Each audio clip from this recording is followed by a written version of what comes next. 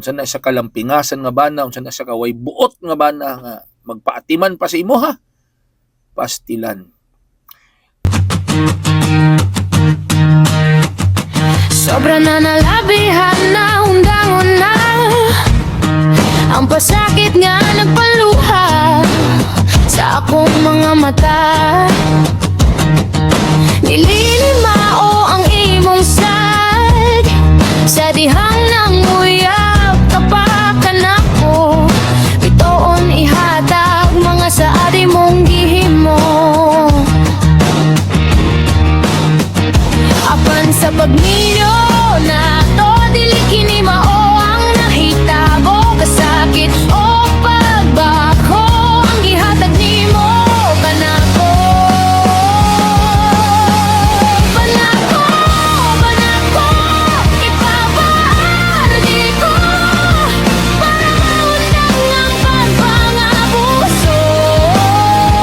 Panako, panako, ipapaardi ko panahon na para ipakikpiso ang katungod ko.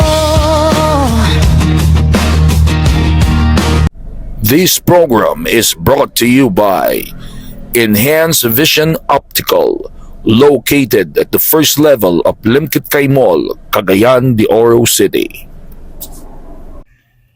Dako kayo ang akong pagbasol, Papa RD, kay nagpailad ko sa akong bana. Kauban mi sa una sa usa ka department store dinhi sa Osamis. Og grabe ang iyang pagpanguyab nako hangtod nga naangkon ra niya ang iyang matamis nga oo. Apan sa dihang nag-ipon na mi Papa RD, migawas ang iyang tinuod nga batasan.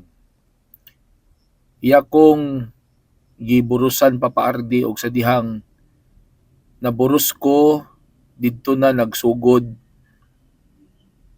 ang iyang pagkawalay ayo Papa RD. Dili na siya halos kakakita sa balay. Ga-sideline man gud ni siya og delivery Papa RD, pero nakita nako nga ang iyang delivery nga trabaho pasumangil lang, pero na-addict na siya sa online sugal Papa RD. Ug di na ni siya garimit sa iyang sweldo. Og sa dihang nanganak ko Papa RD, ako ra in town ang naningkamot aron mabayran ang mga bayronon sa pagpanganak.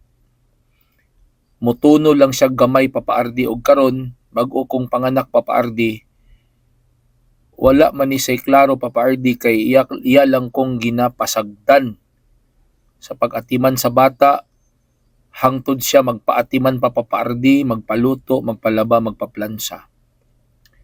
Angay ba kong magpabilin sa iya Papa RD? Salamat, Melissa.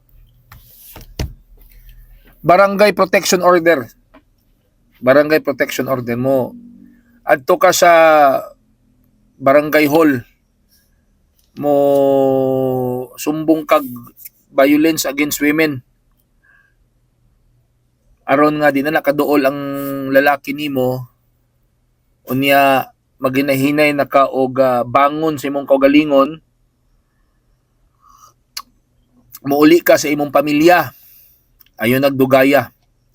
Kay the more nga magdugay ka sa imong bana, the more ang damage nga mahitabo sa imo. Well, ang tao, isip tao, masayop man kita.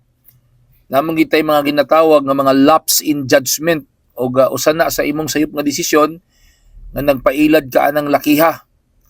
Kay kanang lakiha, kung napa na sa eksaktong pakabana, dapat unta malipay na siya, ma-excited na siya nga nagbunga ang inyong pagminahalay, pero sa dihang nagmabdus ka, nagkahinay-hinay man hinon siya nga nahimo siyang irresponsable.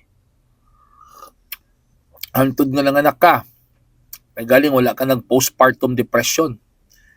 Nga nanganak ka sa imong pagkaugalingong pagpaningkamot, and then unsa na siya kalampingasan nga bana, unsa na siya kaway buot nga bana nga magpaatiman pa sa imo ha, pastilan.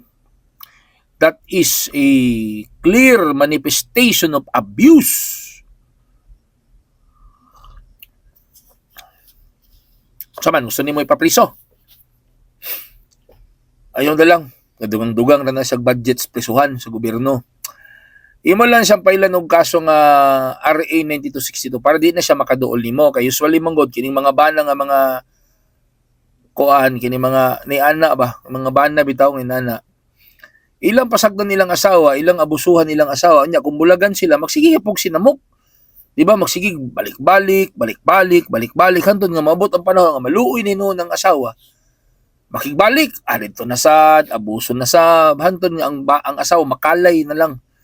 So before ka nga makalay dia miss ka istorya, imong pa-isyuhan og barangay protection order pa di na sila di kanang imong bana di na kaduol sa imuha og sa imong anak. Anyway, live-in ra bitaw mo. Oh, live-in na mo. Pangitag apam. Diba? Pangitag apam or pangitag or ano yun, sa wala lang sa ilaki. Oh, balik ka sa imong old self, no? I-rebuild ni mo imong kaugalingon. Kanay imong anak, imo ba ka ng pangitagiyaya nga masaligan or ibilin sa imong ginikanan samtang ikaw magtrabaho. Nasayop ka nagkausa, ayaw nagdugangig, kaduha, katulo, ayaw na. Enough na ang imong mga pagantos.